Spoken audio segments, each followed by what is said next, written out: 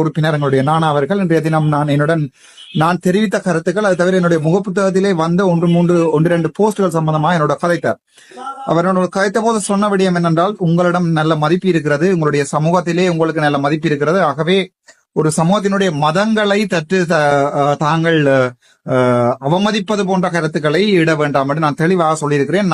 நீங்கள் என்னுடைய பெயரை சொல்லியிருப்பதால் நான் அதற்குரிய பதிலை சொல்லுகிறேன். நான் உங்களுடைய மதத்தை மதிப்பவன். நான் தெளிவிலே அஸ்ஸலாமு அலைக்கும் வரஹ்மத்துல்லாஹி வபரகாத்துஹு என்று சொல்ல தெரிந்தவன். அவர்களுடைய மதத்தை மதிப்பவன், அவர்களுடைய மன எண்ணங்களை மதிப்பவன். ஆனால் அடிப்படைவாத கோட்பாடுகளை என்றுமே ஏற்றுக்கொள்ளப் போவதில்லை.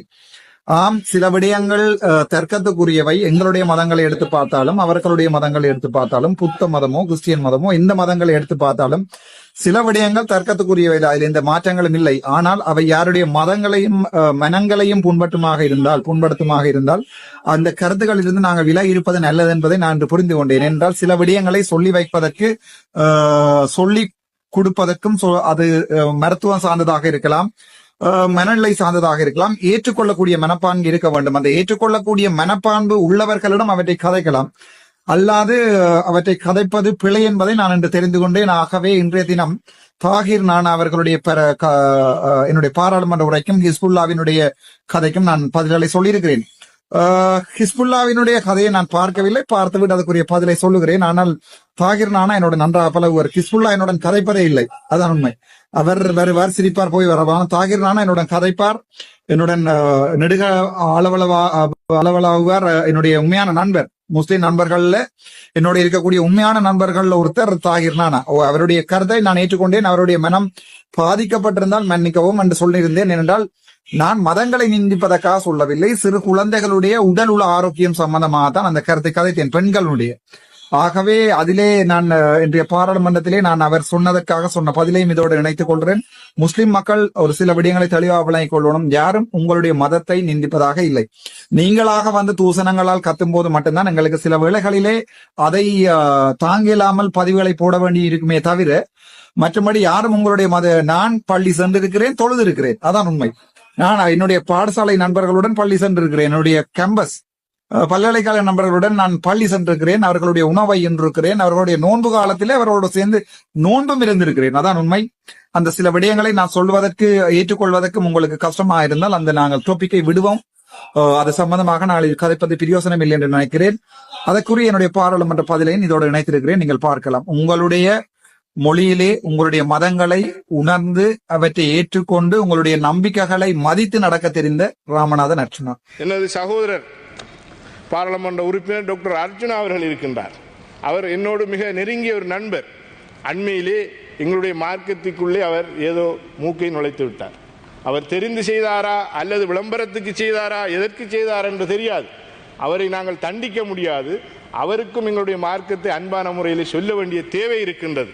இந்த இடத்திலே இருக்கின்ற ஒட்டுமொத்த மக்களுக்கு நாங்கள் கூறிக்கொள்கின்ற விடயம் என்னவென்றால், நாங்கள் புனித இஸ்லாமிய மார்க்கத்தை நாங்கள் ஏற்றிருக்கின்றோம். எங்களுடைய மார்க்கம் பூரணப்படுத்தப்பட்டு விட்டது. இதிலே யாரும் நாங்கள் மூக்கை நுழைத்து மாற்றம் செய்வதற்கு முடியாது. எனவே ஒரு மனிதனுடைய கருவறை பிறப்பிலே இருந்து மரணிக்கும் வரைக்கும், அந்த ஜனாசாவை நல்லடக்கம் செய்கின்ற வரைக்குமான விடயத்தை எங்களுடைய புனித அல் குர்ஆனும் எங்களுடைய முஹம்மது நபி ஸல்லல்லாஹு அலைஹி வஸல்லம் அவர்களுடைய வாழ்க்கை முறையும் எங்களுக்கு கற்றுத்தந்திருக்கின்றது. அது ஆணாக இருந்தால் எவ்வாறு, பெண்ணாக இருந்தால் எவ்வாறு என்று. මන්ත්‍රීතුමා කාලය අවසන් කරන්න. எனக்கு කාලය අවසానයි. 2 minute time please. சகோதரர் කාලය දෙන්න අපහසුයි. කාල වේලාව අනුව ඔබතුමා ඉක්මනින් අවසන් කරන්න. சகோதரர் எங்களுடைய அர்ஜுனா அவர்களுக்கு சில விடயங்களை கூறி நான் முடித்துக் கொள்ளலாம் என்று நினைக்கின்றேன். எனவே அவர் ஒரு படித்தவர், பண்புள்ளவர்.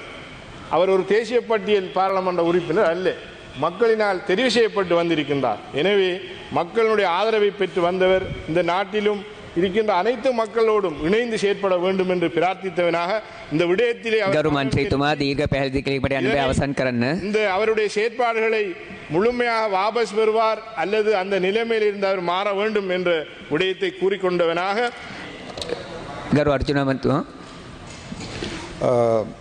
பிஸ்மில்லாஹிர் ரஹ்மானிர் ரஹீம். தீர்க்க காலයක් ගන්න බෑ ඔබතුමා விடயத்தெண்ட நான் இந்த விடயங்கள் எங்களுடைய சகோதரர் முஸ்லிம் சகோதரர் சொன்ன விடயங்களிலே ஒரு சில விடயங்களை தெளிவாக சொல்ல வேண்டும். பொதுவான மக்களிடமிருந்து வந்த கோரிக்கைகளை மட்டுமே நான் ஒரு பெண்களுடைய சார்பாக இங்கே சொன்னேன் ஒழிய என்னுடைய சகோதரர் உட்பட என்னுடைய ஹிஸ்புல்லா அவர்கள் உட்பட தெரிந்த கருத்துக்களை நான் ஏற்றுக்கொள்கிறேன். தாகிர் எங்களுடைய பாராளுமன்ற உறுப்பினர் ஹிஸ்புல்லா அவர்கள் தெரிவித்த கருத்துக்களை ஏற்றுக்கொள்கிறேன். முஸ்லீம் மதம் என்பது நாங்கள் நினைப்பது போன்று ஒரு ஒரு ஒரு சிறிய மதம் அல்ல. அது ஆயிரம் ஆண்டுகளாக வளர்ந்து வருகின்ற மதம். தவறேதன் அந்த மதத்திலே எந்த மாற்றங்களையும் ஏற்படுத்துவதற்கு நாங்கள் யாரும் முயற்சிக்கவில்லை. எங்களுடைய ரத்தம் அவர்கள். ஆகவே நான் சொன்ன விடயம் சிறு பிள்ளைகளையும் பெண்களையும் மட்டுமே நாங்கள் கருதியதே தவிர இந்த மதத்தை எந்த மதத்தை நிந்திப்பதற்காக நாங்கள் அவற்றை செய்யவில்லை என்பதை கூடி விடைபடுகிறேன். நன்றி. அதேபோன்று இங்கு நேற்று முன்தினம் பேசுகின்ற போது ஒரு கௌரவ பாராளுமன்ற உறுப்பினர் முஸ்லிம்களுடைய விவாகர சம்பந்தமாக பேசினார். அது காலத்துக்கு காலம் இந்த சமூகத்திற்கு எதிராக பேசப்படுகின்ற ஒரு விடயம். அது சம்பந்தமான பேச்சுவார்த்தைகள் ஏற்கனவே அமைச்சினால் மேற்கொள்ளப்பட்டு வருகிறது.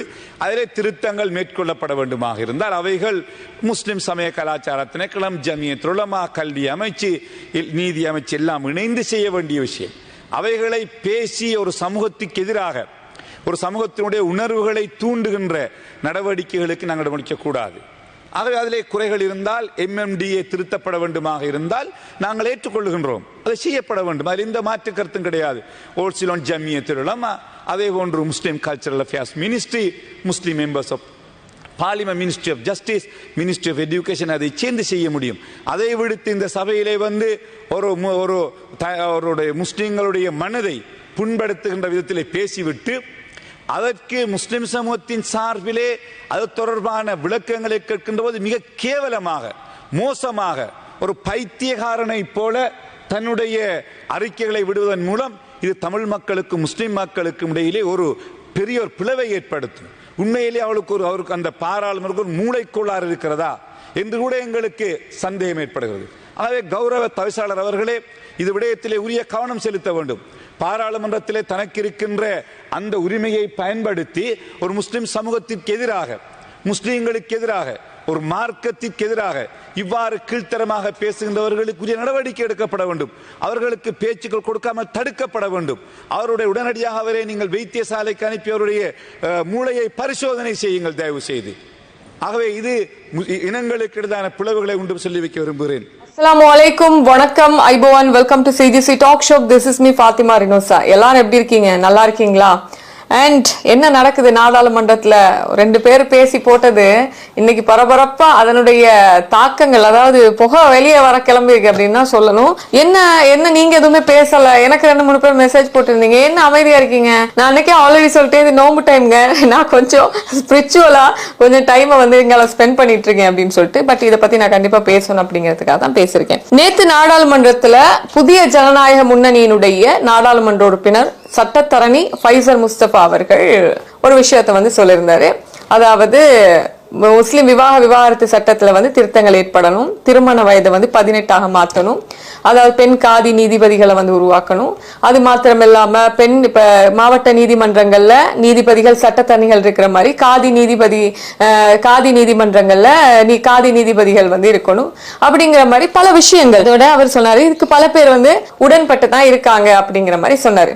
இதே கொஞ்சம் பட்டி டிங்கரிங் பண்ணி ராமநாதன் அர்ச்சுனா ஆஸ் யூஷுவல் அவர் எப்பவுமே லைம் லைட்ல இருக்கணும்னு நினைக்கிறது வந்து நமக்கு ஒன்றும் புதுசு கிடையாது. அவரை பத்தி எல்லாரும் பேசணும், அது நெகட்டிவோ இல்லைன்னா பாசிட்டிவோ, பட் அவர் டாக் ஆஃப் தி டவுனா இருக்கணும் மீடியால.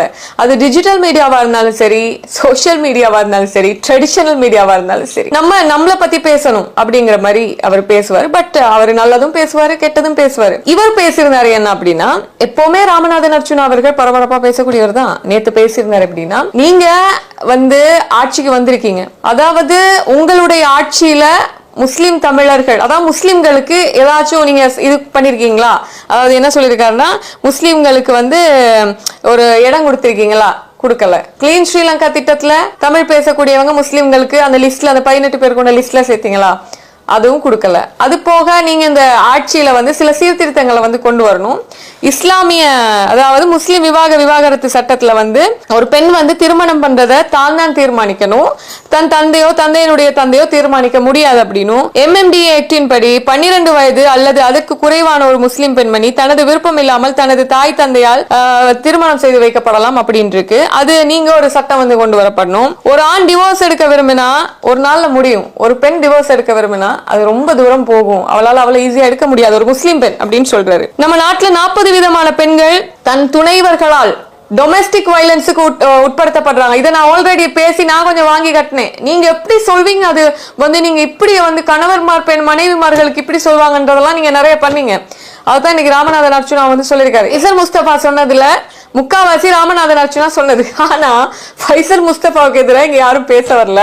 ராமநாதன் அர்ச்சுனா அவர்களுக்கு எதிராக பல வீடியோக்கள் வந்து வந்துட்டு இருக்கு. பட் சட்டத்தை பத்தி பேசுறதுக்கு, ஷரியத் சட்டத்தை பத்தி பேசுறதுக்கு எல்லாம் எனக்கு அறிவு கிடையாது. நான் வந்து பிராக்டிகலா சில விஷயங்கள் பேசுவேன். நான் வந்து 2021ஆம் ஆண்டு சிரேஷ்ட சட்டத்தரணி ருஷ்தி ஹபீப் அவர்களை வந்து ஒரு நேர்காணல் செஞ்சேன். அது என்ன பிரச்சனை வந்துச்சுன்னா, அது என்னத்துக்காக நேர்காணல் செஞ்சோம்னா, ஒரு இஷ்யூன்னு வந்துச்சு. 2021 நீதி அமைச்சராக இருந்தாரு முன்னாள் வெளிவிவகார அமைச்சர், முன்னாள் அமைச்சர் அலி சப்ரி அவர்கள் வந்து ஒரு வீடியோ ஒன்று வெளியிட்டு இருந்தார். அப்போ காதி நீதிமன்றங்கள் வந்து நிச்சயமாக இல்லாமக்கப்படும் அப்படின்னு சொன்னேன். அவருக்கு ஆதரவாக பல போஸ்ட், அவருக்கு எதிராக பல போஸ்ட் வந்துச்சு. அதை எப்படி காதி நீதிமன்றங்கள் இல்லாமக்குவீங்க, எங்களுடைய பெண்கள் வந்து டிவோர்ஸ் எடுக்கணும் மற்ற நீதிமன்றங்களை போய் எப்படி எடுப்பாங்கன்னு அவருக்கு எதிராக இருந்துச்சு. நாங்களும் மாறணும் இல்லையா? அதாவது அந்த முஸ்லிம் விவாகரத்து சட்டத்துல கடைசியா சீர்திருத்தம் செஞ்சது 1951 அப்படின்னு சொல்றாங்க. அப்போ மாத்தணும் அப்படிங்கிற மாதிரி பல கமிட்டிஸ், ஒவ்வொரு நீதி அமைச்சர் வரும்பொழுது அவங்களுக்கு கீழே சில கமிட்டிகளை வந்து உருவாக்கி இதுல திருத்தங்களை ஏற்படுத்தணும்னு சொல்லி ட்ரை பண்றாங்களே ஒழிய அதை வந்து செய்யறாங்க இல்ல. நம்ம ஆக்கள் எவ்வளவு உலமாக்கள், முஃப்திகள், எவ்வளவு விரிவுரையாளர்கள், சட்டத்தரணிகள், ஆலிம்கள் இவ்வளவுலாம் இருக்கும் பொழுது நாம வந்து திருத்தங்களை மேற்கொண்டாலோ இல்ல நான் மாற்றி அமைச்சாலோ அவங்க ஏன் வந்து பேச போறாங்க? இன்னைக்கு ராமநாதன் அர்ச்சுனா அவர்கள் எதுக்கு வந்து பேச போறாரு? இப்ப நாமளும் செய்ய மாட்டோம்.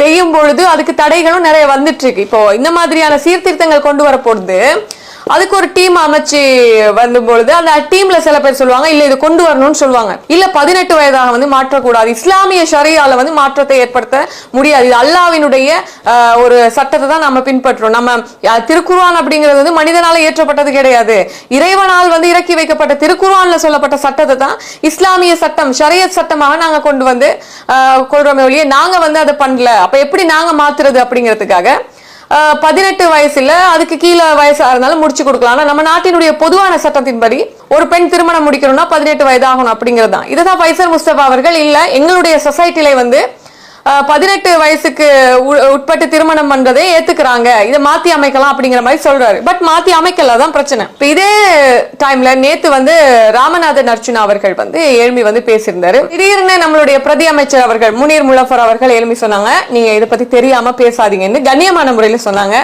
ஓகே, தெரியாட்டி நீங்க இதை பத்தி பேசாதீங்கன்னு. இப்போ இந்த விஷயம் தொடர்பாக இப்ப நான் ஆல்ரெடி சொல்லிட்டேன் இல்லையா, எனக்கு வந்து சட்டம் தெரியாது. நான் வந்து பொது சட்டமோ இல்ல நான் வந்து இஸ்லாமிய சட்டமோ தேச வளமை சட்டமோ எதுவும் படிக்கலாம், சட்டத்தாரையும் கிடையாது, பிராக்டிகலா பேசுறேன். இப்போ ராமநாதன் அர்ச்சுனா அவர்கள் சொன்ன விஷயம் வந்து ஒரு பெண்ணுக்கு வந்து ஒரு ஆணுக்கு டிவோர்ஸ் எடுக்கலாம் ஈஸியா போய் காசிக்கோட்ல, ஒரு பெண்ணுக்கு எடுக்க முடியாது. ஆமா, எடுக்க முடியாதான். ஏன்னா ஒரு பெண்ணுக்கு வந்து டிவோர்ஸ் எடுக்கணும் அப்படின்னு சொன்னாக்கா அவ ரொம்ப அலையணும் போயிட்டு நின்று. ஏன்னா நான் அதை அனுபவிச்சிருக்கேன். ஒரு 4-5 வாட்டி 6 வாட்டி போயிட்டு துரை வருவாங்கன்னு பார்த்தா துரை வரமாட்டாரு. அவர் வரமாட்டாராம். கேட்டா என்ன சொல்லுவாருன்னா டிவோர்ஸ் கேக்குறது யாரு, நீங்க தானே, நாங்க எதுக்கு வரணும் அப்படின்னு வாங்க மாப்பிள்ளை வீட்டுக்காரங்க. அப்ப என்ன நடக்கும்? எங்களுக்கு வேண்டான்னு நம்ம முடிவெடுத்தா நாமெல்லாம் அலைஞ்சு கிளைஞ்சு காலில் விழுந்து அங்க காதி நீதிபதியாக அண்ணா இருப்பாரு. அவரு ரொம்ப எப்படி சொல்றது, ரொம்ப இன்டர்னலான கொஸ்டின்ஸ் எல்லாம் கேட்பாரு. ரொம்ப நமக்கு பேச முடியாத கொஸ்டின்ஸ் எல்லாம் கேட்பாங்க. அவங்களுக்கு முன்னாடி நின்று ஆமா சாமி இல்லையா ஆமா இதெல்லாம் போட்டு சொல்லிட்டு முடியாத மட்டும் அங்க போய் காத்து நின்று வெளியே வரிசையில நின்று காலையில போனா ஈவினிங் ஆகும் வாரத்துக்கு எக்கச்சக்கமான பெண்கள் வந்திருப்பாங்க, எல்லாமே சின்ன சின்ன பிள்ளைகள்.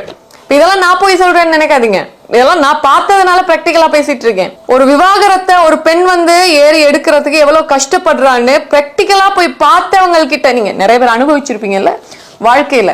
ஏன்னா எல்லாருக்குமே திருமண வாழ்க்கை அப்படிங்கிறது வந்து கரெக்டா அமையாது. எல்லாருமே பெரிய ரோமியோ ஜூலியட் மாதிரி எல்லாமே வந்து சந்தோஷமா இறைவன் வந்து அப்படியான ஒரு வாழ்க்கையை வந்து கொடுக்கறது இல்லை எல்லாருக்குமே. சில பேரோட வாழ்க்கை வந்து பாதியோட நின்னு போயிருது. ஆம்பளை திருமணம் பண்ணுவான், இல்ல பிடிக்கலன்னா டிவோர்ஸ் பண்ணுவான், 2-3 மாசத்துல கல்யாணம் பண்ணிட்டு போயிட்டே இருப்பான். பொம்பளைக்கு நினைச்ச மாதிரி மாத்திட்டு இருக்க முடியாது, கொஞ்சம் டைம் எடுக்கும். வீட்டுல வந்து கம்பல் பண்ணுவாங்க, அந்த பொம்பளையோட மனசு மாறணும், மாத்திக்க முடியாதுல. மாப்பிள்ளைய நினைச்ச மாதிரி போன வருஷம் ஒரு மாப்பிள்ளை, அதுக்கப்புறம் நம்ம டிவோர்ஸ் பண்ணிட்டோம், அதுக்கப்புறம் இன்னொரு மாப்பிள்ளைய கல்யாணம் பண்ணிட்டோம்னா அவ்வளவு ஈஸியா வந்து இன்னொருத்தன லைஃபுக்கு வந்து கொண்டு வர முடியாது. அதான் பெண்ணினுடைய லைஃப். ஆனா பெண்ணுக்கு அனுமதி இருக்கு இஸ்லாத்துல வந்து, உனக்கான ஒரு வாழ்க்கையை வந்து நீ தேடிக்கணும், கட்டாயம் நீ தேடிக்கத்தான் வேணும் அப்படிங்கிறது. அப்போ இஸ்லாம் சொல்கின்ற வழியில பார்க்கும் பொழுது பல விஷயங்கள் அதுக்குள்ள இருக்கு. அதனாலதான் திருக்குர்ஆன்ல சொன்ன விஷயங்களின் படி இந்த முஸ்லிம் விவாகரத்து சட்டத்துல ஒரு வரையறை வச்சிருக்காங்க. இது இஸ்லாமியர்களுக்கு தெரியும். இல்லைன்னா 12 வயசு 13 வயசுலயும் கல்யாணம் பண்ணி கொடுக்கலாம் அப்படின்னு இஸ்லாமியர்கள் ஏன் சொல்றாங்கன்னா, தப்பி தவறி கூட ஒரு பிள்ளை தான் இப்போ ஒரு தாயாக இருக்கிற பட்சத்துல என்னுடைய பிள்ளை ஒரு விபச்சாரம் பக்கம் வந்து போயிடக்கூடாது, தேவையற்ற ஒரு பழக்க வழக்கங்கள் ஆணோட வந்து இதாயிடக்கூடாது, அது கடைசியில பாவம் எங்க போய் முடியும்னா அந்த தாய் தந்தையர்களுக்கு தான் போய் முடியும். அது ஒரு சுகாதாரமற்ற ஹெல்தி இல்லாத ரிலேஷன்ஷிப், ஹெல்தியான ரிலேஷன்ஷிப்பா இருக்காது. அப்ப அந்த பிள்ளைக்கு திருமண ஆசை எப்படி ஒரு 13 வயசு 14 வயசுல வந்துரும். அந்த மாதிரியான ஹார்மோன்கள் சுரக்க ஆரம்பிச்சிரும். பார்க்கும், பேசும், மொபைல் வச்சிருக்கோம், அதுக்கப்புறம் ரோட்ல போகும்போது பார்த்தும் வெக்கப்படும். இதெல்லாம் அந்த வயசுல வரக்கூடியது. அதெல்லாம் வந்து மெச்சூர்டான வயசு கிடையாதுங்க.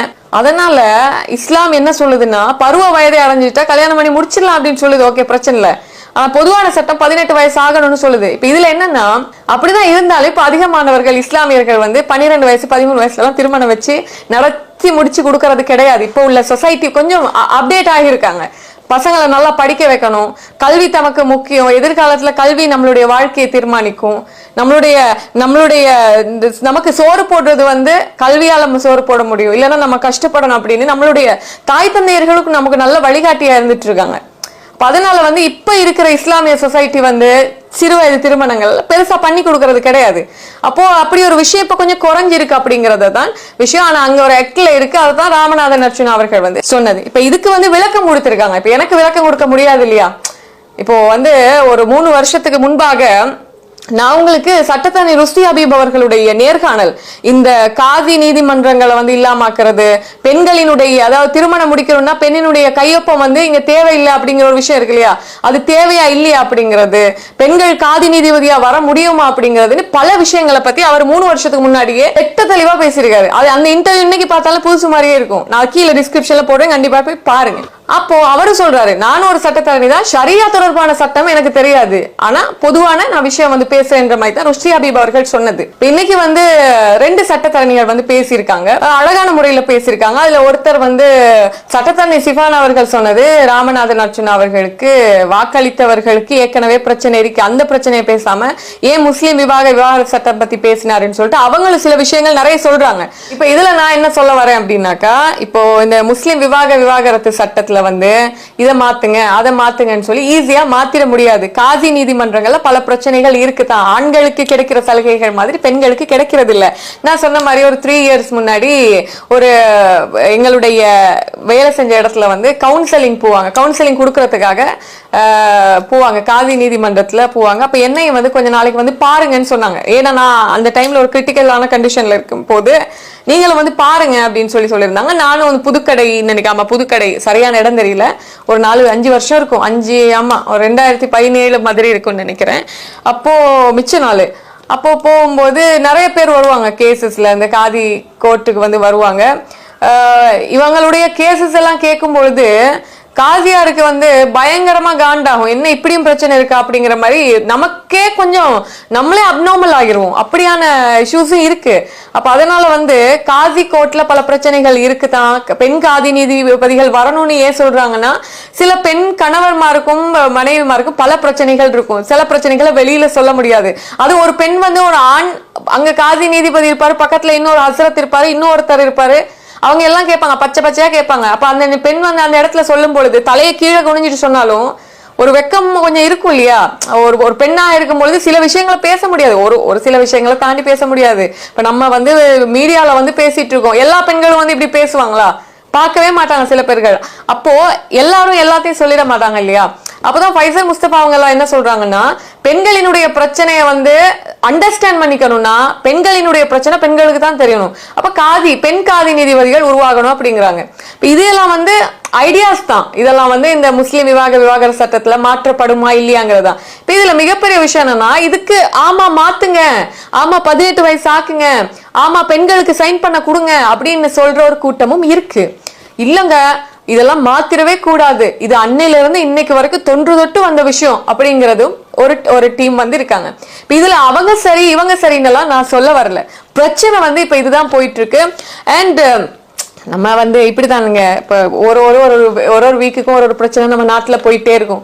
சில நேரம் நம்ம கொஞ்சம் வெளிப்படையா பேசணும்னே அதை மட்டும் கட் பண்ணி போட்டு என்ன பண்ணுவாங்கன்னா, இவங்களுக்கு என்ன தகுதி இருக்குது பேசுறதுக்கு அப்படின்லாம் பேசிட்டு வந்துருவாங்க. நம்மளோட சொசைட்டி அப்படித்தான், டக்குன்னு வந்து கொஞ்சம் சோடா பாட்டில் மாதிரி புஷ்ன்னு வெளியே வருவாங்க, புஷ்வான மாதிரி அதுக்கு அப்படியே அமர்ந்துருவாங்க.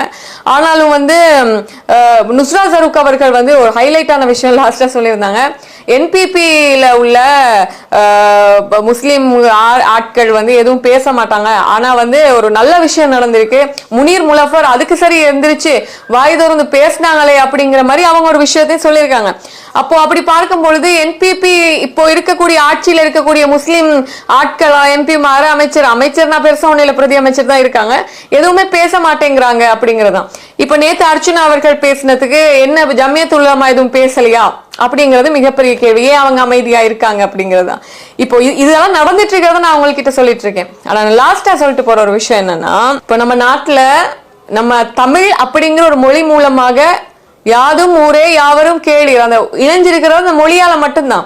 அந்த மொழியால இணைஞ்சிருக்கிற நம்ம இந்த மாதிரியான விஷயங்கள்ல டக்குன்னு நம்ம சூடாயிடக்கூடாது. இப்ப நம்ம வந்து எடுத்தமா கௌத்தமாண்டு, இப்ப நீங்க சாவகச்சேரி மக்கள் வந்து உங்களுக்கு ஓட் போட்டாங்க, நீங்க தமிழாக்களோட பிரச்சனையை மட்டும் பேசுங்கன்னு நம்ம மூஞ்சில் அடிச்ச மாதிரி பேச கூடாது. என்னன்னு சொன்னாக்கா, நம்மளுடைய 2020ஆம் ஆண்டு கோவிட் ஜனாசாக்கள் வந்து எரிக்கப்பட்ட பொழுது பொத்துவில் டு பொலிகண்டி வரைக்குமே அந்த ஜனாசாவை வந்து எரிக்க கூடாது அப்படின்னு சொல்லிட்டு அன்னைக்கு சுமந்திரன் அவர்கள், தற்போதைய நாடாளுமன்ற உறுப்பினராக இருக்கக்கூடிய சாணக்கியன் அவர்கள், ரவுஃப் ஹக்கீம் அவர்கள், பல தமிழ் பேசக்கூடிய நாடாளுமன்ற உறுப்பினர்கள் பல பேர் வந்து முஸ்லிம்களுக்காக குரல் கொடுத்தாங்க. அதுக்கப்புறம் பலஸ்தீன மக்கள் வந்து காசா பகுதியில வந்து இறந்து எரிக்கப்பட்டு நொறுக்கப்பட்டு சொந்த நாட்டுக்குள்ளே ஆதியா போயிட்டு இருக்கிற டைம்ல இந்த கொழும்பு பகுதியில ஒவ்வொரு ஏரியால போய் இந்த பலஸ்தீனத்துக்கு எதிரான இன அழிப்பை நிறுத்துங்கன்னு சொல்லிட்டு தமிழ் எம்பிக்கள் தமிழர்கள் நம்மளோட வந்து கை கோர்த்தாங்க.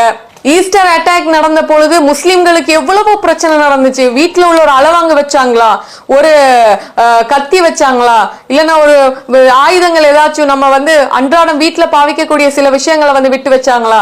எல்லாத்தையுமே தீவிரவாதிகளா தானே பார்த்தாங்க, பயங்கரவாதிகளா தானே பார்த்தாங்க. முஸ்லிம்களுக்கு எதிரான வன்முறையை வந்து நிறுத்துங்கன்னு சொல்லிட்டு அன்னைக்கு நம்மளுக்கு தோள் கொடுத்தது வந்து தமிழ் பேசக்கூடிய நாடாளுமன்ற உறுப்பினர்கள் தான். அப்ப நமக்கு இந்த நாட்டுல அநீதி இழைக்கப்படும் பொழுது லாஸ்டா தோள் கொடுக்கக்கூடியவங்களும் அவங்க தான். அதனால வந்து ராமநாதன் அர்ச்சுனா அவர்கள் தெரியாம பேசி இருக்கலாம், அவரு விஷயம் தெரியாது, ஷரியத் சட்டம்னா என்னன்னு ராமநாதன் அர்ச்சுனா அவர்களுக்கு தெரியாமல் இருக்கலாம், பேசி இருக்கலாம். அதனால ஓகே, அதை அவர் அண்டர்ஸ்டாண்ட் பண்ணிக்குவாரு அப்படின்னு நினைக்கிறோம். அதனால நம்மளுடைய தமிழ் பேசக்கூடிய நம்மளுடைய சொசைட்டிக்குள்ள எந்த முருகல் நிலையும், அதாவது இப்ப இன்னைக்கு நுஸ்ரா ஜரூக் அவர்கள் பேசியிருக்காங்க, ஷிஃபானா லாயர் அவங்க பேசியிருக்காங்க, அதுக்கு கீழே போய் நம்ம கமெண்ட் பண்றது, பல தேவையற்ற கமெண்ட்ஸ் வந்து நம்மளுடைய சகோதர ஆட்கள் சகோதரிகள் வந்து போட்டிருக்கீங்க. அதுக்கப்புறம் ராமநாதன் அர்ச்சுனா அவர்கள் பேசினது கீழே நம்ம ஆட்கள் போயிட்டு போய் பேசியிருக்கீங்க. இது எல்லாம் என்னன்னா நம்மளுடைய ஒற்றுமைக்குள்ள வந்து பிரச்சனைகள் விளைவிக்கும். இந்த ஒற்றுமைக்குள்ள பிரச்சனை வந்து வரக்கூடாது அப்படிங்கிறதுக்காக தான் நான் இப்படி ஒரு காணொலியை வந்து போடுறேன். நான் திரும்பவும் சொல்லிக்க விரும்புறேன், இந்த விவாகரத்து சட்டம், இந்த காதி பிரச்சனை, காதி நீதிபதி பிரச்சனை, டிவோர்ஸ் எடுக்கிற பிரச்சனை, கொடுக்கிற பிரச்சனை இல்ல, பெண்கள் நிறைய பேர் நீங்க பார்த்துட்டு இருக்கிற நிறைய பேர் பாதிக்கப்பட்டிருப்பீங்க. அப்ப உங்களுக்கு மனசாட்சிக்கு தெரியும் இதை மாத்தணுமா மாத்தக்கூடாதா அப்படின்னு சொல்லிட்டு, அப்ப நீங்க தான் முடிவு பண்ணணும். பாப்போம், இன்ஷா அல்லாஹ் நம்ம நாட்டுல அப்படி ஒரு மாற்றம் வருதா அப்படின்னு பார்ப்போம். நடக்கிறது எல்லாமே நல்லதாக நடக்கட்டும் அப்படின்னு வந்து நான் சொல்லிக்க விரும்புறேன். இதுக்கு மேல வந்து நான் சொல்லறதுக்கு எதுவுமே கிடையாது. இந்த விஷயங்களை வந்து அவங்க ஓகே இவ்வளவுதான், நமக்கு இன்னும் ஒரு கெப்பாசிட்டி இருக்கு. இப்ப நமக்கு போயிட்டு மகாபாரதத்துக்குள்ள வந்து நடந்த யுத்தங்கள் பத்தி ஒரு அளவு பத்தி நம்ம பேசலாம். அதுக்கு மேல சமஸ்கிருதத்துல வந்து என்னென்ன ரிக்வேதத்துல, யசுர் வேதத்துல, அதர்வன வேதத்துல என்னென்ன எந்தெந்த சாப்டர்ல சொல்லப்பட்டிருக்கு நமக்கு தெரியாது. நமக்கு மேலோட்டமா படிச்சா நமக்கு தெரியும், உள்ளுக்கு போய் நம்ம பார்த்திருக்கோமா? அப்ப அதுக்குள்ள ஏன் நீங்க இப்படி வச்சிருக்கீங்க, ரிக்வேதத்துல என்ன இப்படி எழுதி வச்சிருக்கீங்க அப்படிங்கிற மாதிரி நம்ம ஏன் கேள்வி கேட்டா அவங்க ஒரு பதில சொல்லுவாங்க, ஏன்னா நீங்க எங்களுடைய வேதம் சம்பந்தமா நீங்க பேச வராதீங்க அப்படின்னா நமக்கும் தெரியாது. நீ அப்படி அந்த மாதிரி தான்.